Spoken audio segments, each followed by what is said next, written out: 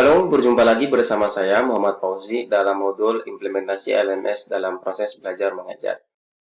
Pada pertemuan sebelumnya, kita sudah belajar tentang bagaimana membuat course dan kali ini kita akan mencoba mengisi course dengan materi yang akan kita sampaikan kepada siswa. Baik, langsung saja ke kiri atas di sini ada course, tinggal klik course. Ini adalah kelas yang sudah kita buat di minggu lalu, Matematika Discrete semester genap 2020.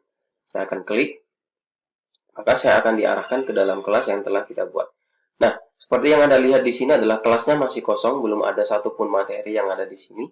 Maka kita hari ini akan mengisi materi untuk diakses oleh siswa. Baik, di sini ada dua menu yang penting, yaitu di sini ada Add Materials, kemudian di sini adalah menu Option. Add Materials di sini adalah isinya tools-tools yang bisa kita gunakan untuk menyusun materi di dalam course ini. Kemudian Option ini adalah isinya adalah apakah nanti materi yang ada di dalam course ini kita akan simpan ke dalam resource, yaitu di sini ada resource, nanti semua akan tersimpan menjadi satu. Baik, pada kesempatan kali ini karena kita akan mengisi course ini dengan materi, maka kita menggunakan menu yang pertama, yaitu Add Materials. Baik, ada banyak tools yang bisa Anda gunakan. Yang pertama adalah folder, kita bisa membuat folder di sini. Yang kedua adalah assignment. Assignment itu untuk membuat tugas-tugas, bentuknya adalah makalah, kemudian diupload kembali. Kemudian di sini adalah test, quiz bisa berupa pilihan ganda dan lain sebagainya. Kemudian ada add assessment. Di sini adalah kita bisa membuat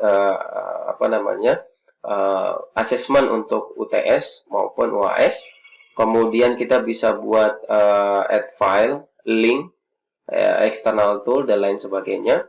Kemudian kita bisa buat diskusi untuk menambah bagaimana cara kita berdiskusi secara langsung melalui sistem ini. Kemudian di sini add page, ini adalah untuk kita kalau kita mau langsung menulis konten di dalam psikologi. Kemudian kita add media, album kita bisa insert media atau album. Kemudian add page, ini adalah kita bisa menglink sistem ini ke dalam blogs atau situs-situs tertentu. Kemudian ada import from resource, ini artinya kita akan import dari resource yang sudah kita simpan.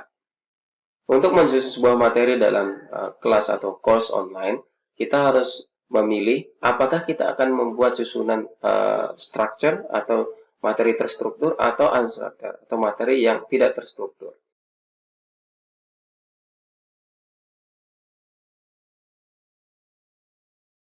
Kalau saya kebetulan dari kampus, maka saya akan membuat strukturnya adalah pertemuan pertama, pertemuan kedua, pertemuan ketiga, sampai pertemuan 16. Nah, untuk itu yang harus saya lakukan pertama adalah saya akan membuat struktur tersebut. Saya membuat strukturnya menggunakan folder, saya klik folder. Baik, ini adalah isian data untuk folder. Pertama, saya akan tulis nama foldernya adalah pertemuan. Kemudian warna bisa saya pilih warna apa, sesuai dengan kesukaan saja. Baik, untuk deskripsi Anda bisa mengisi dengan apa yang akan Anda sampaikan di dalam pertemuan pertama.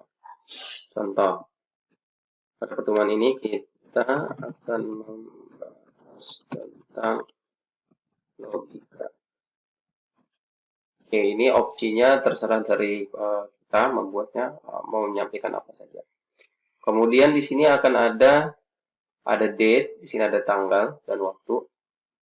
Anda bisa mengatur apakah ini akan kita buat tanggalnya atau tidak. Baik, kita klik saja. Misalkan materi ini saya akan bolehkan akses mulai dari tanggal 5, kemudian saya akan akhiri 26. Nah, yang terakhir adalah kita harus menentukan metode publish. Kalau kita ingin menggunakan waktu yang sudah kita set, maka kita menggunakan publish on start atau kita ingin selama tanggal yang telah kita tentukan. Dalam hal ini saya akan klik publish saja, kemudian saya create. Baik, kita sudah membuat satu pertemuan, baru tempatnya saja. Nah, yang tugas kita selanjutnya adalah mengisi pertemuan tersebut dengan materi yang akan kita gunakan mengajar pada siswa-siswi kita. Baik, caranya adalah silakan klik di folder yang sudah Anda buat. Di sini saya klik pertemuan 1, maka di sini akan ada pertemuan 1. Saya add, kebetulan materi saya dalam bentuk PDF, maka saya akan klik di sini adalah add file. Kemudian saya klik file. Saya akan attach file. Kemudian saya pilih di mana materinya saya taruh. Ini materinya, yaitu tentang logika. Baik, setelah di sini tertulis complete, maka Anda bisa klik add. Maka saya sudah punya materi saya, materi logika. Baik, tentu di dalam pertemuan pertama Anda tidak akan mengisi hanya dengan satu materi. Anda mungkin akan membuat sebuah pre-test atau post-test, atau Anda juga ingin mengisi dengan sebuah assignment, atau Anda juga ingin membuat di dalam pertemuan pertama ini ada diskusi di dalamnya, maka Anda harus menambahkan tools-tools tersebut. Bagaimana cara menambahkannya? Sampai jumpa di video berikutnya.